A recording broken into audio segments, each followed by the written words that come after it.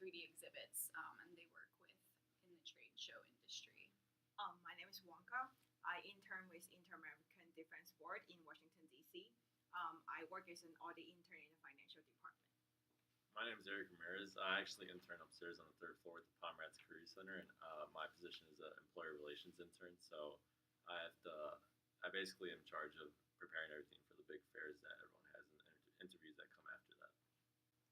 Hi everyone, my name is Jessie Romans, and my most recent internship was at the Shed Aquarium at Chicago. I was the individual giving and membership intern, so I helped with their fundraising.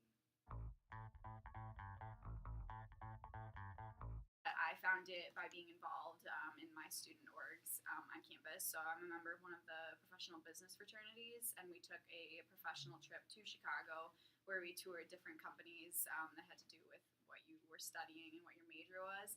I found my internship through the Washington Center program, which is referred to me by my friend.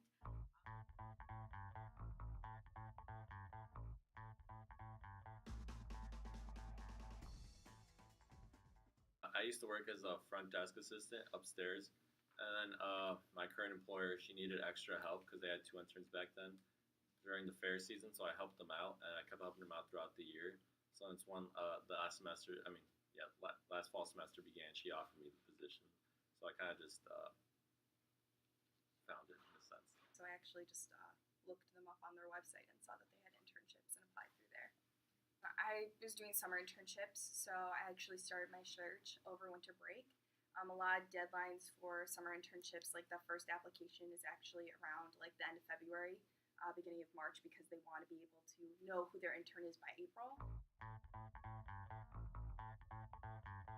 I feel like searching is really, really important, and you should get more, you should explore it yourself. You should know what you like, what's your skill set, and what are you capable of doing, and what's your selling point that makes you stand out of other candidates. So I go over my resumes. I look through a couple, more than 100 questions online that is being asked in the same position, and I try to answer every question. Well, knowing yourself would definitely be beneficial. So you don't. I guess it's better not to put off an image that you can't fulfill. This past year, going through the application process, I actually had only phone interviews, so I can't really describe what an in-person interview is like. The first thing I would say is make sure that you are in a place where your phone reception is not going to go down, especially because I was using my cell phone. It wasn't like I was using a landline, so I wanted to make sure that I could be just as clear to them on the phone than if I was in person. I actually printed out my resume and the cover letters and all the materials that I gave to them, so I knew what exactly they had in front of them. Even though I was on the phone, I also wore something that I would wear in an in-person interview, so I felt professional, because you can actually hear if somebody's smiling, you can hear if somebody is awake on the phone, not just by seeing them. So just making sure that even if you're on the phone, that you still are acting like it's an in-person interview is really key. When they called me up to schedule the phone interview, they said to leave up to 30 minutes, and I made sure to leave 20 minutes in between, because they actually did go for 45 minutes. So yeah, basically just making sure that I was on time was really important, and then I was even just so nervous walking in and asking the front desk person who I was there to see. But it was totally nothing to be that nervous about, because they were really excited to have me, obviously. So they were like, oh, come look at your cubicle, look at all this stuff we gave you with our logo on it. And so I was like, all right, this is cool. So it really was not as bad as I was being nervous for. If you don't know the stuff, don't panic. They will teach you during the internship. The first day, it was pretty simple. I went in and they gave me a manual to go through everything that you need to know, and I kind of just studied that. And also, if I had any questions, it's just the number one thing I've come to realize is don't be scared to ask questions, no matter how simple it may seem, because just because you don't know it doesn't mean your employer is going to get mad because you don't know it. That's what they're there for. They're there to help you learn, so for the next time you don't have to ask questions. But what I learned is she's my boss, and I'm sure bosses in most internships, they understand that it's an internship. And so one of the main things I learned was like, don't be afraid to ask for help or ask clarifying questions. It is normal that you make mistakes at the first few days of an internship, and then just ask them. They will teach you how to do the right thing, and it helps you to better fit in the environment as well. Building relationships was huge because I built relationships not only with the people that were on the marketing team, but also like our account managers and some people in our accounting department, and just kind of like building these bridges to different places in the company so that whenever I had a question, I could kind of be more independent and find the person maybe that would be able to help me the best instead of having to go through my boss for everything. And sometimes at first I'd come off as too casual or a little bit too stiff because I didn't know what was a good personality to put out for them.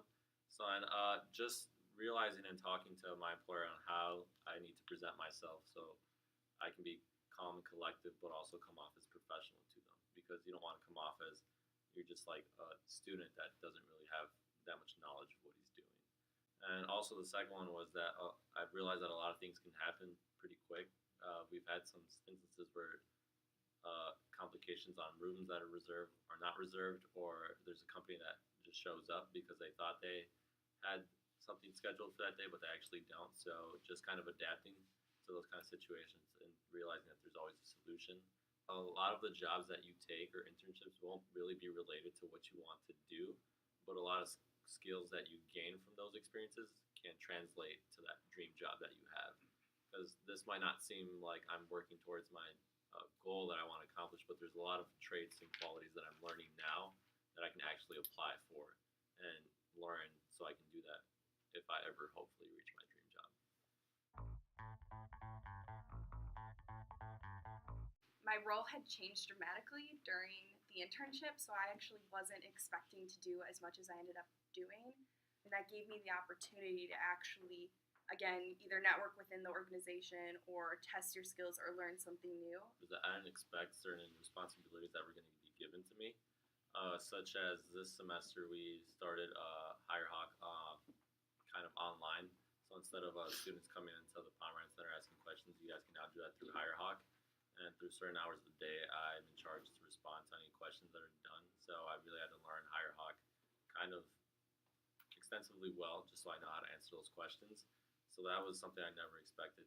And so what really surprised me is like how much you can just learn from your employers. Like I honestly, I feel like the only skills that I really had going into it that I used then were, you know, like my writing skills and my communication skills, and those obviously helped me a lot. But as far as the really job-specific things that I was doing, I was being taught everything. So that was definitely like a pleasant surprise.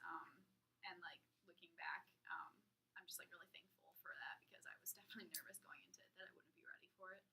Just like small tasks like cleaning up after employers once they're done, or restocking certain things, like those were things I never expected I was going to do, but there's certain tasks that go into it to get your big role done. So First thing is like dress well, even if you only have to dress like casual. when someone sees you dress, that's your first impression that you give off to them. The nicer I look, the better I feel, and the more professional I feel, and you just naturally like hold yourself to like a higher regard and stand up straighter. Always be aware kind of where you're at. You know, keep in mind like conversations that might not be appropriate in the workplace. Keep in mind like if you're left alone at your computer, like you don't want to be looking up things that if someone were to walk by that would be weird. So just like little things like that. Know who you're talking to or even emailing to. Throughout the internship, like I got really close to my advisors and my coworkers, that there were a couple of times where I was almost too casual with them. Put your phone away. The worst thing that you can do as an intern, and I guess even as a professional, is to actually take your phone out. It's a sign of disrespect. As far as networking in my internship, I just made sure to kind of like, after a good amount of time, connect with people on LinkedIn that were like in my office and my company. I haven't really like benefited from that yet, but I know that it's going to be a great resource in the future. Your LinkedIn page is really important because, again, you do get to keep up-to-date contacts with them, and they also know other people.